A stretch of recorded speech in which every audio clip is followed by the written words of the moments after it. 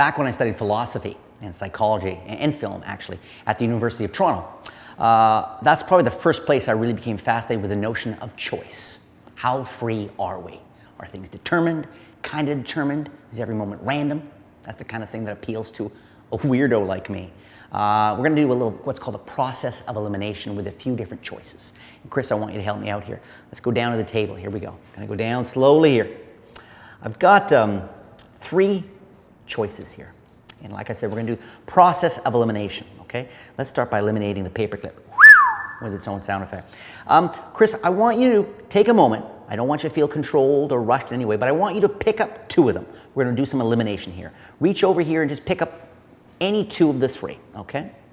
You take your time here. What's it? Okay, those 2. Okay, you're sure. So we eliminated 1. Okay, great. Now, hand me 1. Which one? Doesn't matter to me. Hand me any old one. We're going to narrow it down. Okay, so we've narrowed it. You can give me that. We've narrowed it down then. We got rid down to this one. Okay, we narrowed it right down together here. We'll look at this in just a moment. Let's see here. You could have chosen this one. Now, I wouldn't like that. I gotta say, the idea of slapping me in the face doesn't sound like good entertainment value. But you might have chosen that one. You could have chosen this one.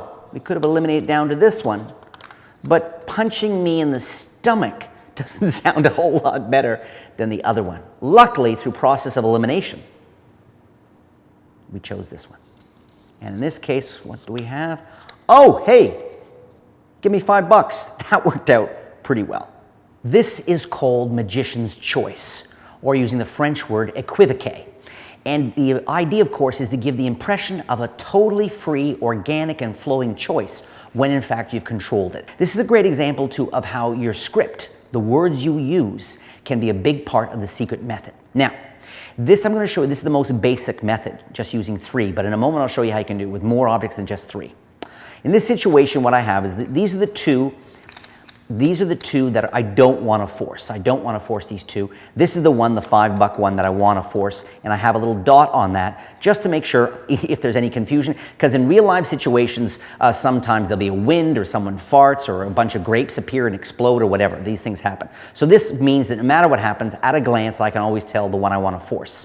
Now, keep in mind, you're going to be able to do this with slips of paper, paper clips, M&M candies, literally any 3 objects, big or small. In this case, almost anything that someone can hold in their hands, you can force, and yet they have the impression it was a free choice. Personally, I think that this standing by itself doesn't make for a killer trick necessarily, but you incorporate equivoque into some other trick that has maybe a more dramatic ending or emotionally engaging context, and then you have a really beautiful addition to any of your magic. Having said all that, look at the wording here. This starts here. Now you may want to, let's say we'll start the force one in the middle. And I immediately take the paperclip off, and I like to say we're going to do the process of elimination. Now elimination can be many, many things, but just by saying elimination, there's this sense of we're going to narrow things down. Here we go. You don't want to emphasize with your words too much that it's about removing things so much as narrowing things down, which is a statement that both suggests you're going to be narrowing things down, but it leaves flexibility for how you're going to go about that. So, first line, you've got the items. Pick up 2, great, and they're going to pick up 2. Now, if they pick up these 2, and I've always used the word elimination, pick up these 2, I say great, that leaves us with this one. And I take the 2 from them, and we're right to our force. And I can emphasize, you could have picked up any 2, but you picked up those 2, leaving us with this one. That's probably the most direct version of equivoque with 3. Pick up any 2, and okay, so you don't say pick up 2, hand me 1. You say, go ahead, pick up any 2. That's the first stage. So if they pick up these 2, you're home to the races, as they say, I think back in the 1920s. Now, where it makes it a little more complicated is you say pick up 2. Let's say they pick up 2. Okay, I say great. And I just put one away. I say that narrows it down.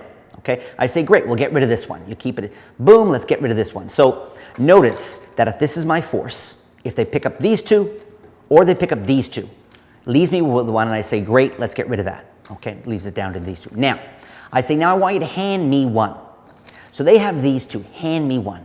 If they hand me the non-force one, boom, okay? It's a nice natural flow from there to say, great, we'll get rid of that one, leaving us down to the one you chose, which is my force, very direct. So that second version is also a beautiful flow with the original idea of eliminating things. Okay, Okay, it's all about psychology here. The most challenging version is if they pick up 2 and I say, go ahead, hand me 1.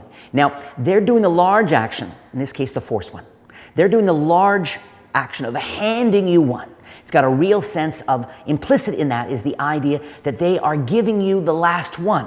They are handing you 1. This is their choice. So you've got that working for you. But at the same time, it doesn't have the same flow as the other 2. So this is where your wording is most important. Go ahead, hand me. They've got these 2, hand me 1. I say, great. So we've narrowed it down to 1. Okay. And again, you don't want to even use your words. You want to just sort of take this from them, take these 2 and put it aside. So you just flow by there, narrow it down to 2. It's about pacing. It's about making sure that you seem totally confident without rushing them. Now you can use the same psychology, the same simple and convincing force to force not just 1 of 3 objects, but even 1 of 6. Okay, so that I think is even more impressive when you can force 1 of 6. Now here's an example. Let's say I want to force the ace of spades. Okay, and ultimately when I want to get to that situation that we talked about with the slips of paper, where I've only got 3 on the table, and 1 of them is my force card. Okay, but how do we go from 6 to 3? And in fact, very, very simple.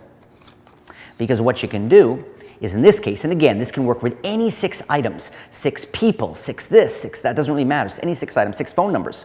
Is you say, look, let's try something here, a process of elimination, we're going to narrow it down, etc. And all you do here is you say, look, I've got 6 of these. Let's divide them into 2 piles, okay? Now, I want you to go ahead and point. Let's figure out which one we're going to use. Go ahead and point to one.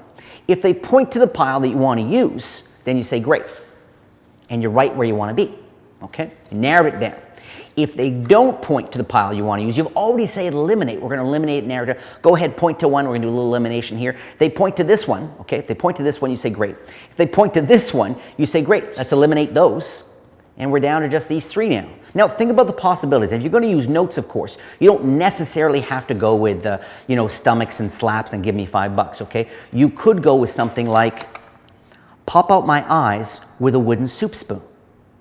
Or you could go with hide a cactus down my pants. Different image for sure. There's, of course, the always popular, force me to take a shower with a dead emu.